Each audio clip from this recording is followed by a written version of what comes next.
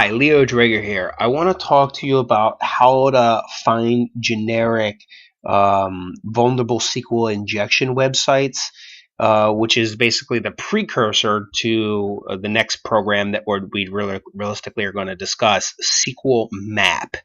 So one of the easiest things to do, and how pretty much everybody is finding vulnerable SQL injection sites, is realistically to go over to Google and you're going to search for PHP ID equal to, or ID equal to 1. Either way is probably the most popular way to start finding vulnerable SQL injection sites. So it really doesn't matter if you want to start at 1 or just PHP ID equals. So we're just going to do ID equals.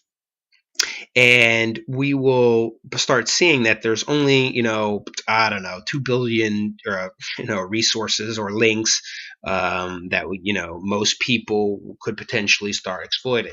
Now, I want to kind of zoom out here and talk about the principles of information security: confidentiality, integrity, and availability. Now, from a confidentiality point of view, these companies or websites or search results, they're basically disclosing certain information that's publicly available. So since they're disclosing it not only to us but to everybody else in the world, we can use the disclosure to us to kind of peer into their world a little bit more. But I wouldn't consider us hacking them until we start changing the integrity of the destination website. And if you search for YouTube videos on the same similar subject, some people take the envelope a little too far. They start poking and prodding and running SQL map commands and queries and scripts against targets. And I personally think that's a little too aggressive, because as a white hat, you don't have authorization to do that. As a gray hat, okay, no harm, no foul. But as a black hat, you'd really have to question, how far realistically you're going. Now, for someone like myself, I get poked and prodded all the time in terms of the websites and the resources that I have. So I kind of expect it. But to the mom and pop shops or the small fry, or someone who's not familiar with information security, they're basically helpless here.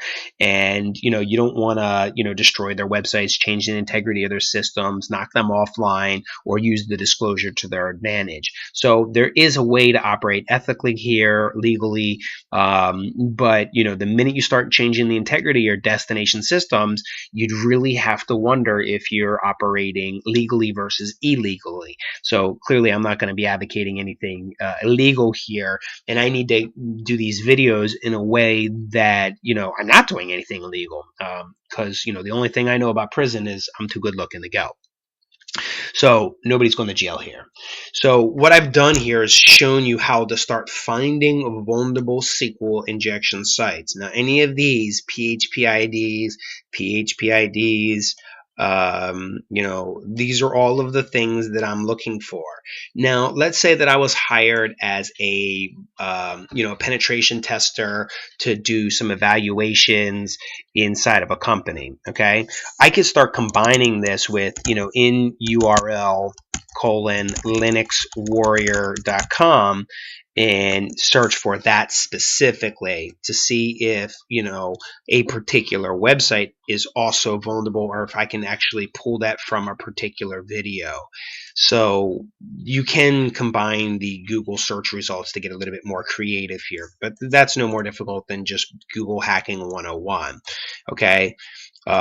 So it's this syntax specifically that I'm using here that I would use in my SQL map statements, which I'll start that in some of the next videos. Okay, so that's it. Basically, that's generically how you find a vulnerable SQL injection site.